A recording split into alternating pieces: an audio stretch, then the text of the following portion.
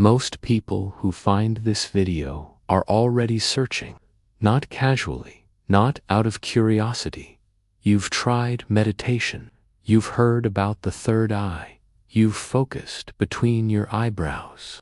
Maybe you've even felt pressure there, warmth, a pulse, and yet something still feels off.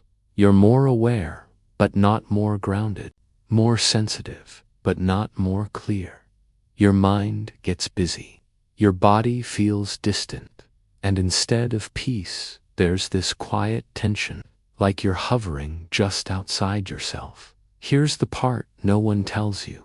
If you're trying to activate the third eye, if you're forcing attention upward, if you're chasing light, visions, or sensations, you're already going in the wrong direction. And it's not because you're doing it wrong.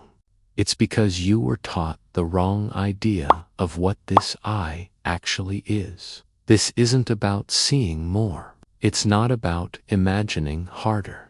And it's definitely not about pushing energy into your head. In fact, most people who try to open their third eye end up more anxious, more disconnected, and less embodied than before. Not because awareness is dangerous, but because awareness without a foundation destabilizes the system.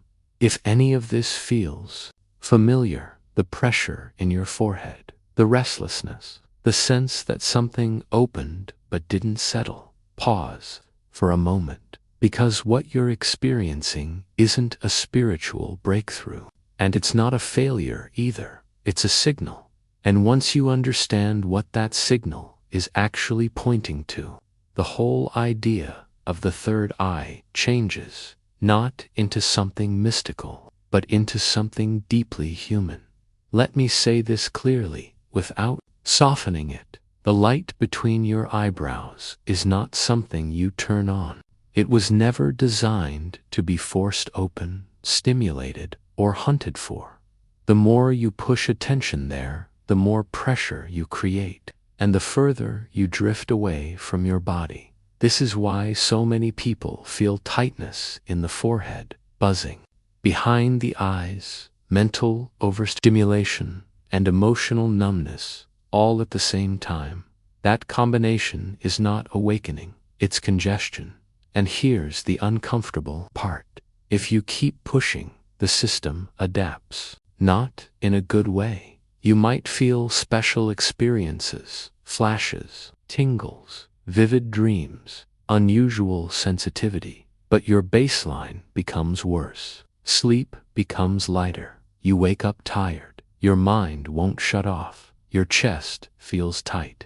Your mood gets fragile. And then you start asking, why is spiritual practice making me less peaceful? It's not the practice, it's the direction. Awareness was never meant to be pushed upward like a rocket. It was meant to rise like a tide, slowly supported, returning again and again in older body-based systems of understanding.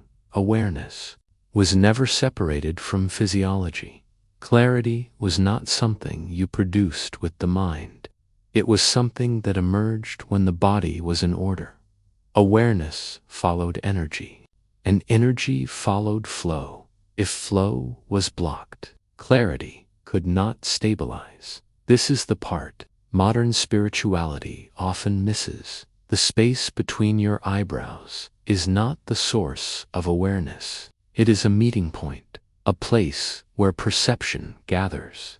After the system below, it is ready. So when people say, open the third eye, what they usually mean is, I want more insight, more guidance, more intuition. That's a real desire. But the body has rules, and the rule is simple. You don't get stable clarity by climbing upward. You get stable clarity by becoming whole. Think of awareness like light traveling through a house. The window doesn't generate light, it reveals it. If the wiring is unstable, if the foundation is weak, if the rooms below are tense and disconnected, no amount of staring at the window will make the room brighter. In fact, it often does the opposite. The window becomes foggy. The glass vibrates. You misread shapes as meaning. That's how people fall into spiritual confusion, not because they're not gifted, but because the system is overstimulated and undersupported. Now, let's get practical. Most people today live almost entirely from the neck up. The lower body is tight. The abdomen is held in. Breathing barely moves below the chest. Energy has nowhere to settle, so it rises fast, unfiltered, without support at first. This upward rush feels powerful. Heightened awareness, sharper perception, moments of insight. But because there is no foundation, the nervous system stays alert. The body never fully relaxes. The breath never deepens, and awareness becomes sharp instead of calm. Over time, this creates a strange internal split. You understand more, but you feel less. You notice more, but you enjoy less. You become aware, but not at home. And you start living like a floating camera, observing your life, but not inhabiting it. That's not awakening. That's dissociation, dressed up as spirituality. I'm not saying this to shame you. I'm saying this because it's fixable, and the fix is not complicated. It's just backwards from what you were told.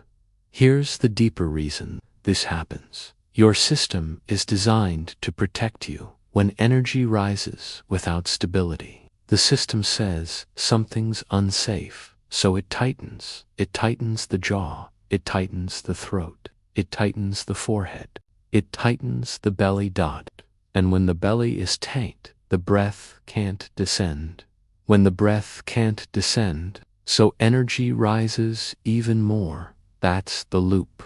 Upward pull gives. Tension gives. Tension gives. Shallow breath gives more upward pull. And this is why try harder makes it worse, because effort itself adds tension. So the question isn't, how do I open it? The real question is, how do I stop fighting my own system? True clarity was always described as settled, warm, integrated, quiet. When awareness reached the space between the eyebrows in a healthy way, it did not create pressure, it created stillness. That stillness was the sign.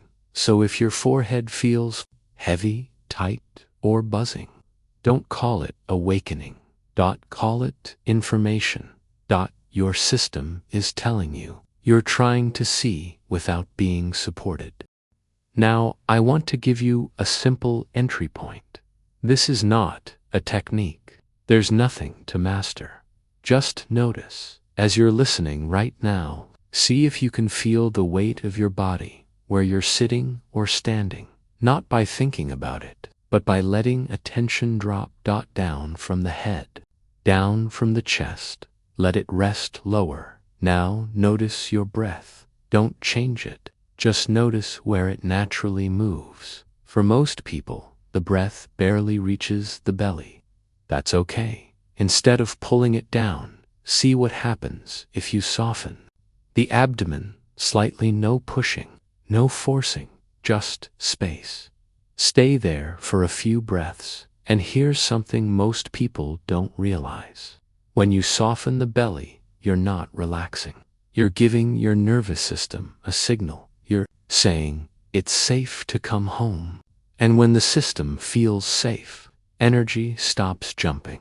It settles. Now, here's the key part. Do not move your attention to the space between your eyebrows. Let the system reorganize on its own. Often, when the lower body relaxes and the breath deepens naturally, something subtle happens above. Not pressure, not stimulation. Quiet. If clarity appears near the forehead, don't chase it. Let it arrive, because in a healthy system, awareness is never pulled upward. It settles when the body is ready to hold it, and that's the spiritual piece that people actually need. Your inner light isn't something you grab, it's something you become available for. That's why forcing doesn't work. Force is a kind of fear. Even if it's subtle, it says, I'm not okay unless I get an experience. And that vibration itself blocks real clarity. Real clarity is calm because it's not trying to prove anything. If you want to go one step deeper, here's a gentle practice you can do daily. Again, don't force. For 60 seconds, once a day, put one hand on the lower belly. Exhale longer than you inhale. On each exhale, feel the weight drop. Let the forehead soften as a result, not a goal. That's it. You're training the system to do what it already knows, and over time, something changes. Your eyes feel calmer, your thoughts feel slower, your intuition feels cleaner, not dramatic, just accurate. And the space between the eyebrows feels like a quiet doorway, not a battlefield. Now let's integrate. What most people call the third eye was never meant to be something you open. It's not a doorway you force your way through. It's not a spotlight you switch on. It's a place where awareness lands when the rest of you is finally ready to receive it. When your body feels safe, when your breath can move freely, when energy has somewhere to come from and somewhere to return to, that's when clarity appears, not as visions, not as fireworks, but as a quiet, steady presence. You feel more here, more inside yourself, less pulled upward, less scattered, and the space between your eyebrows doesn't feel tense or pressured. It feels still. That stillness isn't emptiness, it's coherence. So if you've been trying to awaken something above your eyes, maybe the invitation is simpler. Return to the body. Restore the foundation. Let clarity come to you, because real awakening doesn't pull you out of your body. It brings you home to it. Before you leave this video, I want to ask you something. When you slowed down just now, did you notice any shift? Was it in your breath, your belly, the space behind your eyes? Leave a comment and tell me where you felt it most. And if you felt nothing, comment nothing. That's not failure. That's feedback. It tells us your system is still guarding, still holding, and that's where practice begins. Here's your closing line. Take it with you. The third eye doesn't open when you push. It awakens when you return.